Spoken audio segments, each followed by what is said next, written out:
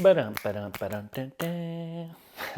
Welcome back, guys. JT here. Super happy to see all you. Hope you're enjoying the week, staying safe, being as healthy as possible, working on your mental health, and healing your inner child and becoming the best, most authentic version of yourself. We're going to skip the intro today. We don't need it. We're going to be doing a healing video. We're going to be talking about codependency. What is it? Where did it come from? Do you have it? And how to fix it. So we're going to be going into the healing aspect today, and I think this is a much needed video as the things I have learned with codependency has helped me immensely. And if you want to attract your dream person, if you want to have someone of equal reciprocity, you need to learn how to heal your codependency issues. And I'm so grateful for all your comments. I've been going through them this morning for the past couple hours on the angel number video and the witches and warlocks video. And yeah, it's crazy to read some comments and hear the stories that you all have about your ex-narcissist being a witch or a warlock and doing the sex magic and the telepathy and the astral projection. It's just crazy, and it's funny to think about because like back when you're in the narcissistic relationship, you never realize like any of this stuff that's going on behind the scenes, right? Like I tell you guys, the ex-narcissist in my life told me many times that she was a witch, and I just, I never believed in any of that stuff. So when I was in the relationship, I was just like, she's weird. I don't know. She's just a weird girl. But then afterwards, when it all comes full circle and you realize it's like, oh, wow, witches, warlocks, vampires, demonic spirits, entities, that shit is real. Really, really real. And it's wild, after we go through these things and we see like how much is in the unseen world, like this telepathy, the astral projection, the witchcraft, the spells, the magic, the potions, the food poisoning, all this crazy stuff. It's sometimes hard to wrap your brain around that people are capable of these types of things, and that people go down these paths and towards wickedness and chaos, and it's very eye-opening. And I'm just so grateful for all you here, and so blessed to be in this community, to be helping, and to be hearing other people's stories. And when we, write these comments and read other people's comments, we realize that we're not alone and we are not crazy. Because I remember in the beginning when I was going through it and I didn't do any research or anything, I thought I was crazy. I thought in the beginning that I was a narcissist. I'm like, maybe I'm a narcissist. And oftentimes a lot of psychiatrists will say the same thing. The narcissist will project all of these things and these behaviors onto you and will make you think you're the narcissist, will make you think you're the witch or the warlock. And it's absolutely crazy because it's all just projection. The narcissist hates themselves. So they project that hate, their insecurities, their everything on their inside into us. And as we know, our inner world is merely a reflection of our outer world. So whatever is going on inside of us is what takes place in our current reality. If you want to learn to manifest, and I have my book that I created on Amazon, you can click in the link, and it's a manifestation journal, gratitude journal, affirmation journal.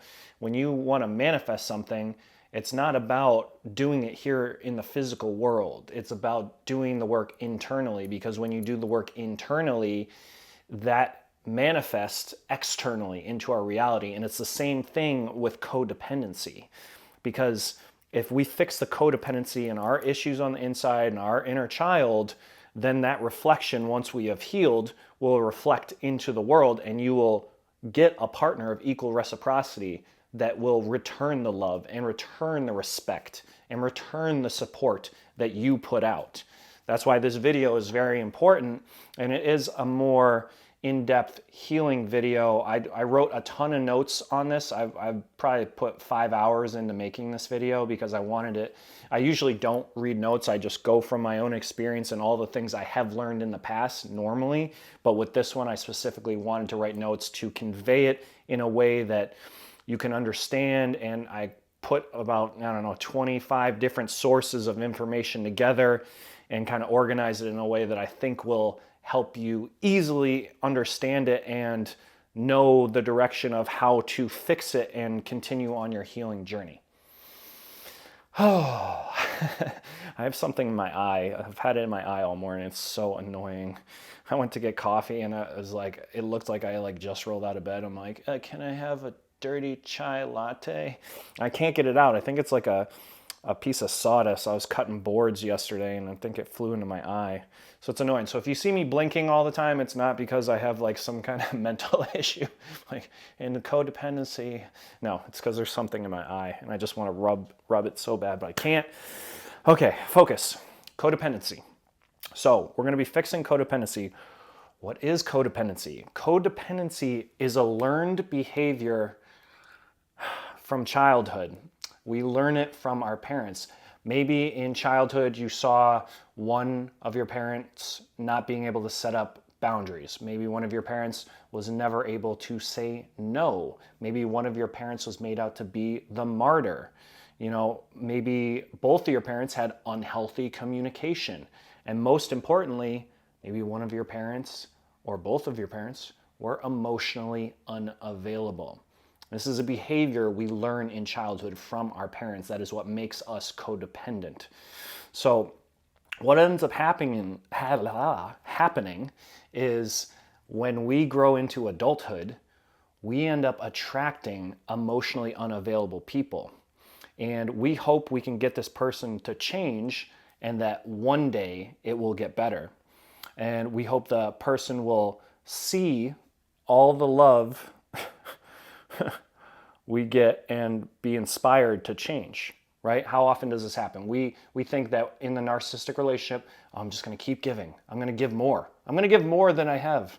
And what do we do in the narcissistic relationship? We give everything, and the narcissist takes. And we think eventually it'll be enough. And they'll give us that love that we know we deserve. But it never happens. Because again, the narcissist has a hole in their cup, which is their heart. You keep giving them love, it goes right through that hole in the cup, it never fills up. It does not matter how much you give the narcissist, it will never be enough. And we think that if we just hang in there, we give all that love, all that support, we will finally get the payoff at the end and get that love from the narcissist we have always wanted. It never, ever happens though. And the worst part about this is we don't realize what is going on in the narcissistic relationship when we are in it. And we continue to live in a loveless partnership because we have never learned what a good partnership is. Again, we learn this from our parents. In my specific situation, I was abandoned multiple times, put in foster care as a child. So I had emotionally unavailable parents, neglect, abandonment, all these things that I saw. I never saw a good, healthy relationship. So I've always attracted that same type of emotionally unavailable, narcissistic type of relationship because that's what we learned in childhood. So, codependent people, us, we believe that we are not worthy of love. We settle for less. And we end up taking emotional, physical, and even sexual abuse from it.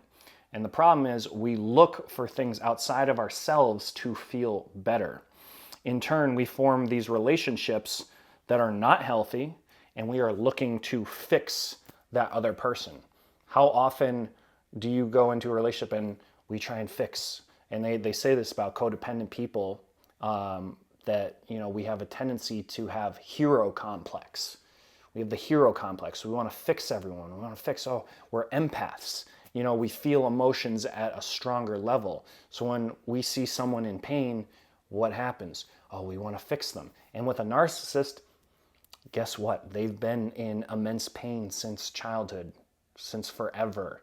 So when we see that pain, we're like, I'm going to fix them. I can fix them. I can heal them. I'm the one. I'm going to be the one that saves them. And eventually, after I fix them, after I heal them, after I give them everything I have, after I give them all my finances, all the love, all the validation, all the support, fluff up their ego, give them everything, buy them a home, buy them a car, give them all the love, give them kids. Eventually, they will love me back. Nope, doesn't work. So, real quick, we're gonna talk about, are you codependent? Most empaths are, and I don't want to make that generalization, but if you're watching this video, I was very codependent, and I'm still working on some issues for sure. It's not just like you're gonna watch this video and then you're gonna be like, okay, I am not codependent. No, just like fitness, like you're not gonna walk into the gym and go to the gym for 4 days and turn into a bodybuilder. No, it takes time. You have to keep working on it. And I recommend, I'll go into the healing aspect here shortly of what to do, but I recommend when you are healing, you work on one thing at a time and you just keep working on it, pulling back the layers and keep working on it. And then you move on to the next thing. And you will heal the codependency, and you will attract someone of equal reciprocity. So, are you codependent? Here are some things to look for. You tend to love people you can pity and rescue. Yep. You feel responsible for the actions of others. Yep. You do more than your share in the relationship to keep the peace. That's a big one. Like I had just said earlier, we end up giving and giving and giving and giving and giving and giving and giving and giving. And it's never enough. Ever, ever, ever, ever, ever. Just keep on giving. You are afraid of being abandoned or alone. This was a big one for me because I was abandoned many times, multiple times, into foster care. In high school, I got abandoned again by my father, went to go live with my mother. Mother couldn't handle me for a few months, abandoned me again, went back with my father, was with my father for 2 years, then he abandoned, like multiple. So this one is one that I'm still working on. And just know that, if any of these speak to you more so than others, then those are probably the ones that you need to work the most on. And I highly recommend, making a list of these. When I'm saying these, write them down in order which you think are the most prevalent that you need to heal in order to get rid of the codependency and become the best version of yourself. You feel responsible for your partner's happiness. In narcissistic relationships, we always take on all the trauma of the narcissist, because again, we try and have that hero complex and we try and fix them in order to save them and to heal them. You need approval from others to gain your own self-worth. This was another big one for me. Because of a lot of people that have abandonment issues, we tend to try and gain the approval from others, and we try and get the validation because we don't feel enough. Our self-worth is diminished. So that's another one for me that I'm still working on. You have difficulty adjusting to change. You have difficulty making decisions and often doubt yourself. I fixed this one. I had this for a while. It was very difficult for me to make decisions, and I did doubt myself and my choices very often. And that one was not as difficult to break for me. The abandonment one is a lot harder for me. So again, like I said, on this list, I would highly recommend writing them down, which ones are most prevalent for you. You are reluctant to trust others. So with this one, this is a little tricky because after we go through the narcissistic relationship and we see the master illusionist, the magician that puts on a facade, and we end up thinking there's something that they're not, it becomes very, very difficult to trust after a narcissistic relationship because narcissists are so good at manipulating. They've been doing that since childhood. They're a master manipulator. So when you get manipulated on a level in a narcissistic relationship, now our guard and our defense system, our internal safety defense system in our body, our nervous system, is heightened. So after a narcissistic relationship, it becomes very difficult to trust people again. And what I always tell people trying to trust again, one, I'm going to talk about this a little bit more in the healing aspect, but I'm just going to give this to you briefly. Setting up strong boundaries. When you set up strong boundaries, you're not going to allow anyone to ever walk all over you. And when you set up strong boundaries, you stick to them. You do not let it slide. And you have to vet people more carefully, because in the narcissistic relationship, when there are red flags, because we're such kind, caring, compassionate individuals and empathetic, we look past red flags. Now going into relationships, you do not look past red flags. You know what red flags to look for. If you've been watching narcissistic videos and getting all the knowledge on narcissism, you know what red flags to look for. So when you're trying to trust again, it's important to vet people properly. Don't just hop in a relationship. Don't have sex in like the first 2 weeks of knowing someone. Because we all went through with the narcissist, how long do they put on an illusion for? Very long time, months and months and months. So it's very important that you take your time, go slow into new relationships or even friendships and with coworkers, getting to know someone, because we have to look at the actions of people, not the words. A narcissist can be the most charming person in the world, right? The charm. The charm is what gets you. They're so good with words. Again, witches and warlocks, putting words out, word magic. They know exactly what to say in exactly every single incident. Incident? Is that the right word? Incidents? Yeah, I don't know. They know exactly what to say every single moment. So when we've gone through that type of manipulation, it's very difficult to trust after this. And it's important that when we are getting to know people, even if it's on just a friendship level, look for the cues, look for the red flags, and don't give yourself all to that person. You slowly give more and more. And as you trust more and more, you give more and more. But it's important, you have to vet and take time. Don't just hop right in and give all of yourself. As empaths, we're always like, yeah, here is all of me. Here is everything. I'm going to give you the world. You can't do that. Can't do that. We have to have boundaries. We have to have strong boundaries. Where was I? Okay. Your moods are controlled by the thoughts and feelings of those around you. So those are some of the signs of being codependent. And I highly recommend, again, you write these down and start working on them and start healing. And I'm going to tell you right now, we're going to go into the healing part of codependency on what you have to do in order to heal this and attract that person that we all want. This is one of the biggest things in your healing journey. After you break the soul tie, after you break the trauma bond, in the healing journey, when we're trying to energetically break from the narcissist, and like I said, I've done another video on this where I talk about the 3-chord break, because with a narcissist, it's much more difficult to break off from them. Like if you think about a normal relationship that you may have been in, and you move on fast, right? Or moderately fast. There's still pain and hurt, obviously. But with a narcissist, it's different. It's there's this energetic connection. And I talk about it in another video about the 3 chords of energy you have to break in order to separate yourself from the narcissist. So on your healing journey, yes, eventually you're going to want to address your codependency issues so that you can become the best version of yourself and get someone of equal reciprocity. But first, you need to break that soul tie and that trauma bond. You need to break all of those energetic cords that are connecting you to the narcissist.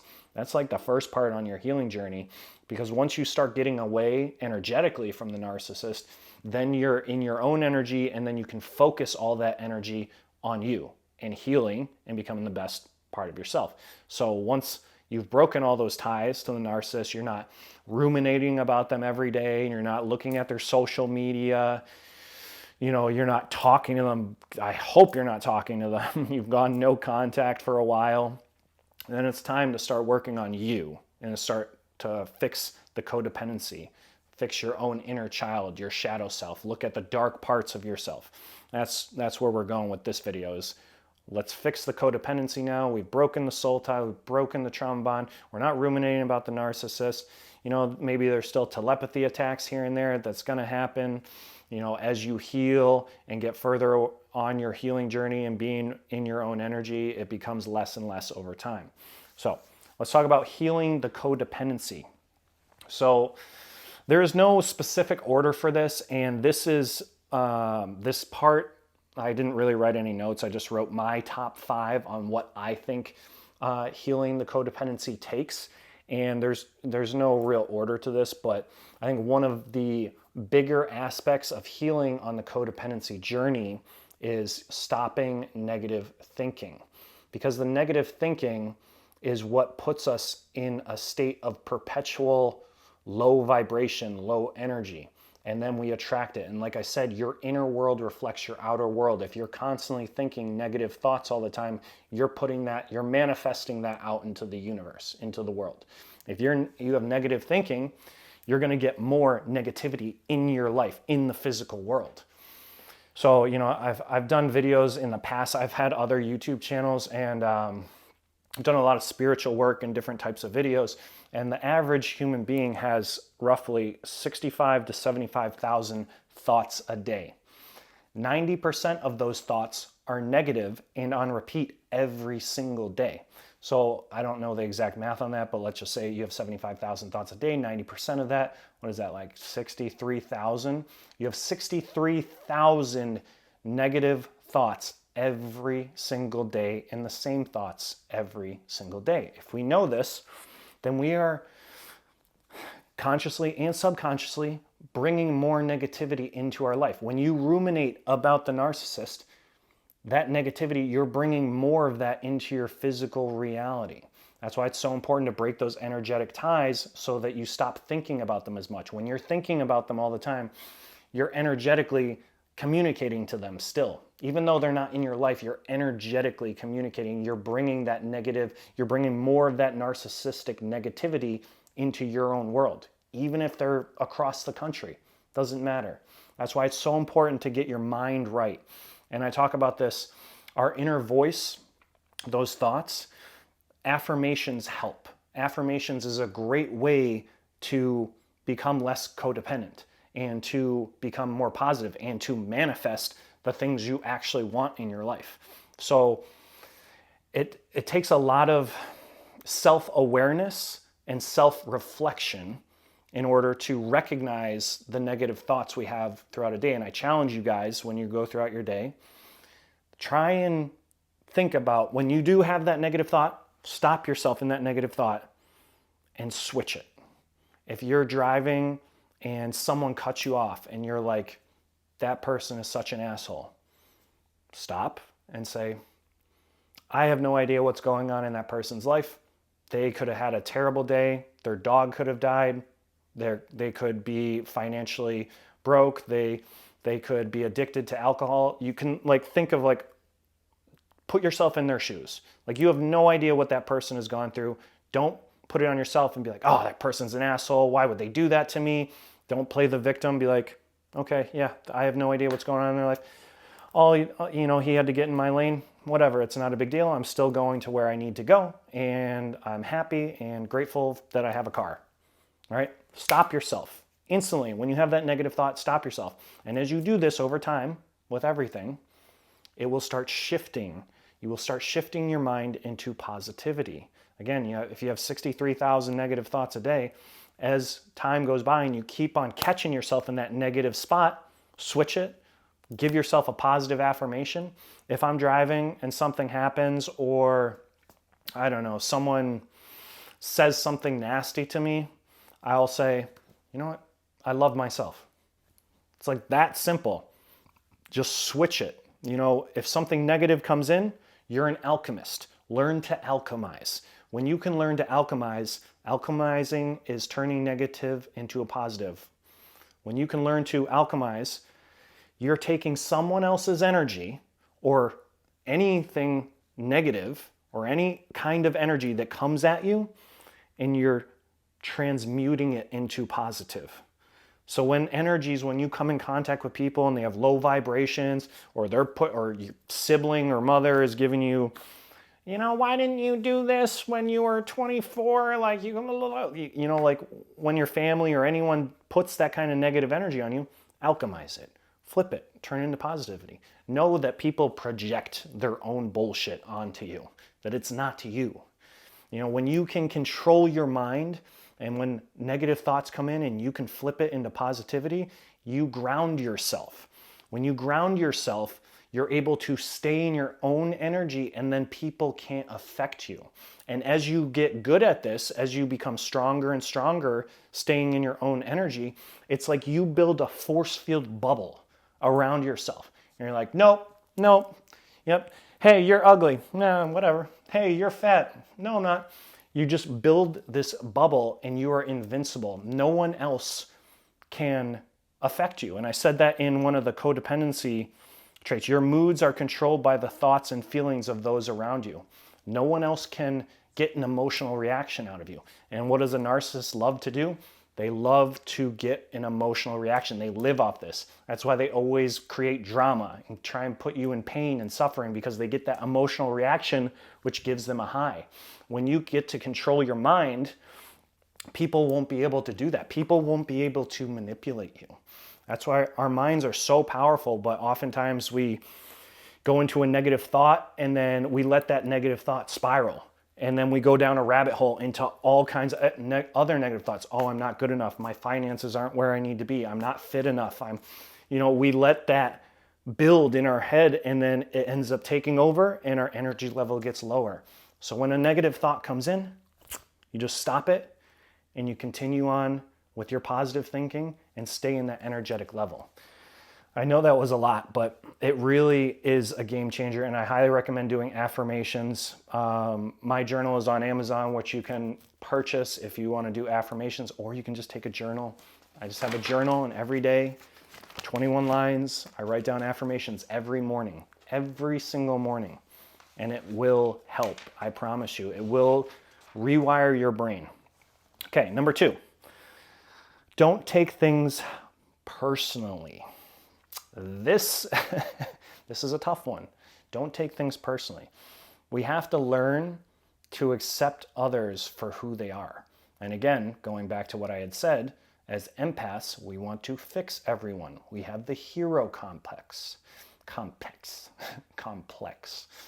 We have that hero complex where we want to fix everyone, but we don't need to take on anyone else's responsibilities. You are only responsible for yourself. And again, we've learned this in childhood. Oh, we saw that parent. Oh, they take on all the responsibilities. They do everything for the other person. They give. Okay, so that's what we need to do. No. We need to be accountable for ourselves and ourselves alone. We can't be taking on the whole entire world, because then we never get to where we need to go. This is about you right now. You becoming authentically yourself. You need to put yourself first. You have not put yourself first in a very long time.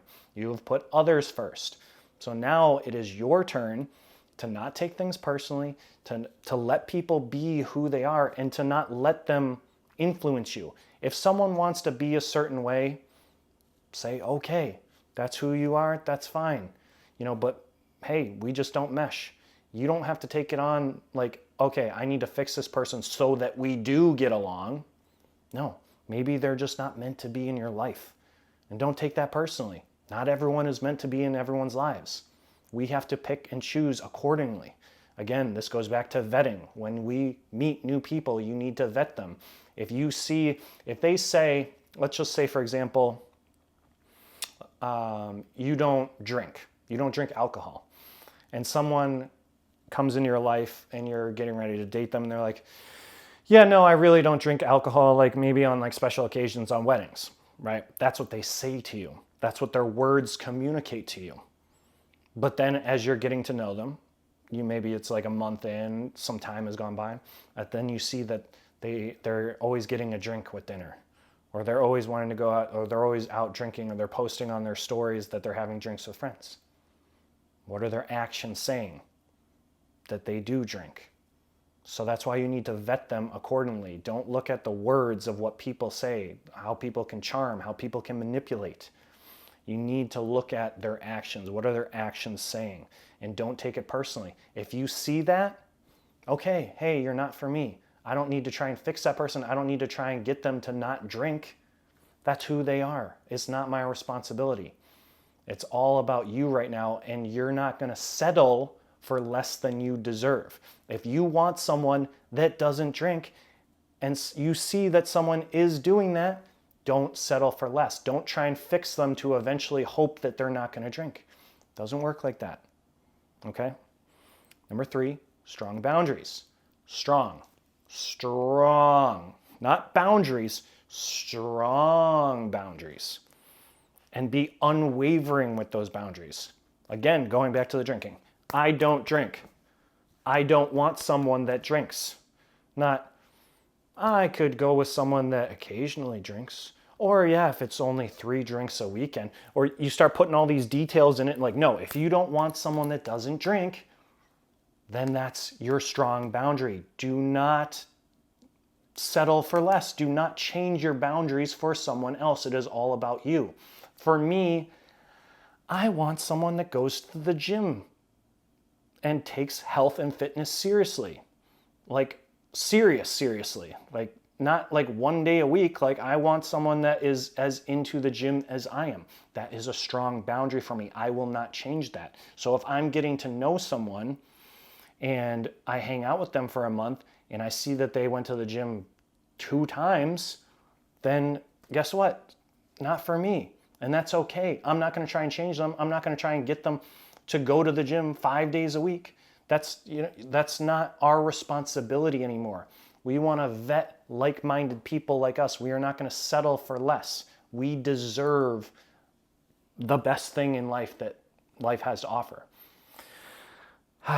Okay, so with strong boundaries, just know your worth and don't be afraid to say no. Say no to people. Say no all the time. If you don't want someone that, I don't know, say someone is a super risk taker, adventurer, dirt biking, sky jumping maniac, if that's not you and they're trying to push you on into that, just say no. Don't be afraid to say no. Put yourself first. Number 4, self-care and self-love. This is a big one. This is a huge one for me. Self-care and self-love is not selfish. Self-care and self-love is not selfish. We put the narcissist first for so long. We've put the narcissistic family members first for so long. We put everyone else first before ourselves. In a healthy relationship, you don't do that. Like, yes, if you have kids, you put the kids first. They are sick, you need to help. With kids, it's different. But in an adult relationship, you do not put the other person first. You have to put yourself first. You have to respect yourself. It is not selfish. When you're in a narcissistic relationship, the narcissist is the most selfish person you'll ever encounter. It's all about them 24/7. You do anything for you, the narcissist is going to give you a slap back to reality. Nope, hey, it's all about me. Remember that? You remember that with being with the ex-narcissist? It's all about them. It's not like that anymore. Now it's all about you. You becoming the best version of you. Don't be afraid to put yourself first, to have that self-love. If you want to go to the movies 5 times this week and eat ice cream, go do it. No one is going to stop you. And even if anyone does try and stop you, it's not up to them. You're going to do what you want to do for you, no one else. I don't care about the opinions of others. Whatever I'm doing in my life, I'm doing because I want to do it. Now it's your turn to do what you want to do. And don't feel guilty for it. When you say no to people and you're putting yourself first and you're being selfish for the first time in your life, don't feel guilty. Because we are made to feel guilty when we're with the narcissist. If you want to step out, go do something, go on a mini vacation by yourself, whatever it is, we are made to feel guilty because we are conditioned by childhood from that. We get guilt from it. So when we're used to giving everything to someone else, if we try and do anything for ourselves, we end up feeling bad about it. And the narcissist conditions us to this to an extreme, so that you never want to do anything for yourself. You always want to be giving to them because that's how they extract the most potent fuel and supply from you. So be selfish and be honest. Number 5, be honest. Be honest when you are meeting people. Be honest when you are learning about what your codependency behaviors are. Try to put the ego down. Like when I was reading all those are you codependent traits? You know, I read some of those when I was first writing notes, and I was like, no, that's not me. And then I stopped and like thought about it for a minute. I'm like, well, is that my ego protecting me? Do I really have this codependency trait? Or is that my ego saying, no, I'm good. I don't have that. No, that's weak. So be honest with yourself. When you see these, like really, truly look deep inside and be honest with yourself about everything you've been through, all the traumas, what you saw in childhood, and be okay with it. It's okay to be vulnerable. Be vulnerable with yourself and be honest. Be honest about your expectations. Hey, you know what? I am healing. I am on the healing journey. I might not be ready to have someone right now until I work on these codependency issues, until I'm not ruminating about the narcissist, until I have broken the soul tie and the trauma bond. Be honest with everything. And when you meet people, be honest with them. Say, like I said, set boundaries and be honest. Hey, I don't want, if someone seems like the most amazing person, again, when you're with the narcissist, what happens? You think they're your soulmate, your twin flame, and because of that, and because of that spiritual connection, soulmate, you're not able to set boundaries. They might say, yeah, you know, I drink all the time. And you're like, but because you think they're your soulmate or twin flame or your person that you're going to be with forever, you push those red flags aside and you let your boundaries slip. And you're like, okay, can't do that. You have to be honest when you're meeting people now. You have to say, hey, you know, I don't want someone that drinks all the time. Or, hey, I don't want someone that goes out to the bars. Or I don't want someone that smokes weed every night.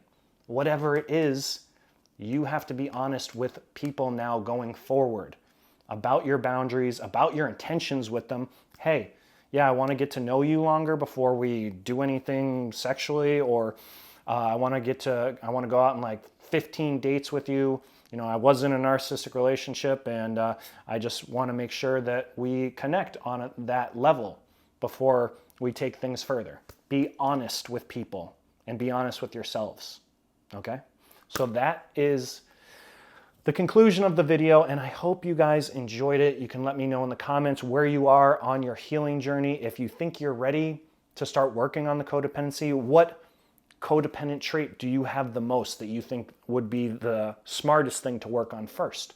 We all have them. We all have codependency traits to an extent. Maybe they're not super prevalent or they don't influence us as much, but we all have the codependency traits. And as we heal these, we will attract that amazing person that we want. Again, like attracts like. So as you heal and become on a new energetic level, narcissistic level down here, as you keep raising up and becoming your authentic self, you're going to attract someone on that same level. So, you know, you might be at level 2, breaking the soul tie trauma bond. And now we're going to level 3. We're going to work on the codependency. Now we're going to level 4. We're going to work on the inner child and our own traumas that needed to be healed.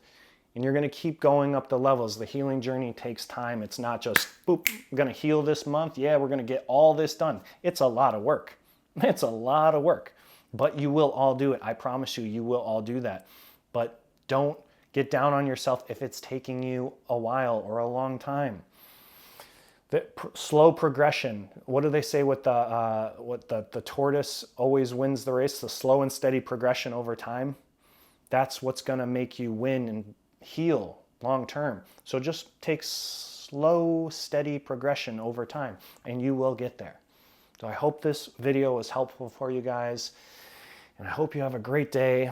And I will see you guys tomorrow. Please like and subscribe. Let's get this out to as many people as possible that need to go on their healing journey and that need to learn about the codependency traits that they may or may not have in order to become their most authentic self. I want that for each and every one of you, and I know that you can do it. And stay strong, and let's get through this together. All right, I will talk to you guys tomorrow. Later. I can see the fire that we made just to save